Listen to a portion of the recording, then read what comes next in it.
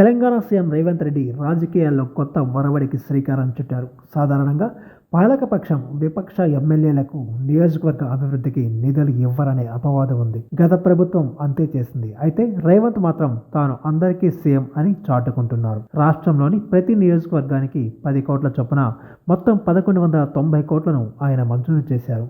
119 నియోజకవర్గాల్లో తాగునీరు, పారిశుద్ధ్యంతో పాటు ఇతర సమస్యల పరిష్కారం, అభివృద్ధి, సంక్షేమం కోసం ఈ నిధులు ఉపయోగపడనున్నాయి. ఈ నిధుల్లో 2 కోట్లను ఆయా నియోజకవర్గాల్లోని ప్రభుత్వ స్కూళ్లలో పనులకు కేటాయించాలని ప్రభుత్వం సూచించింది.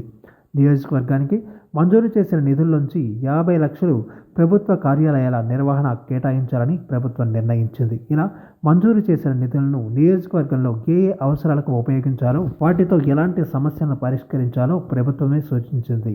ఇక ఆయా నియోజకవర్గాల్లో స్థానిక సమస్యల పరిష్కారం, అభివృద్ధి పనుల కోసం మిగతా నిధులను ఉపయోగించుకునే అవకాశం కల్పించింది. అయితే నియోజకవర్గాలకు కేటాయించిన నిధులను మంజూరు చేసే అధికారాన్ని జిల్లా ఇన్ఛార్జ్ మంత్రులకు అప్పగించింది. ఇలా హైదరాబాద్ ఇన్ఛార్జ్ మంత్రి పొన్నం ప్రభాకర్ అత్యధికంగా 150 కోట్లు విడుదల బాధ్యత తీసుకోనున్నారు. కరీంనగర్ ఉత్తమ్ కుమార్ రెడ్డి 130 కోట్లు, మహబూబ్ నగర్ రాజా నరసింహ 140 కోట్లు, ఖమ్మం కోమటిరెడ్డి వెంకటరెడ్డి 100 కోట్లు, రంగారెడ్డి శ్రీధర్ బాబు 140 కోట్లు, వరంగల్ శ్రీనివాసరెడ్డి 120 కోట్లు, మెదక్ కొండా సురేఖ 100 కోట్లు, ఆదిలాబాద్ సీతక్క 100 కోట్లు, నల్గొండ తుమ్మల నాగేశ్వరరావు 120 కోట్లు, నిజామాబాద్ జూపల్లి కృష్ణారావు 90 కోట్లు నిధులు మంజూరు చేసే బాధ్యతలు అప్పగించింది. ఇక స్వపక్షం, విపక్షం అనే భేదం లేకుండా అన్ని నియోజకవర్గాలకు ఈ నిధులు ఇవ్వనున్నారు.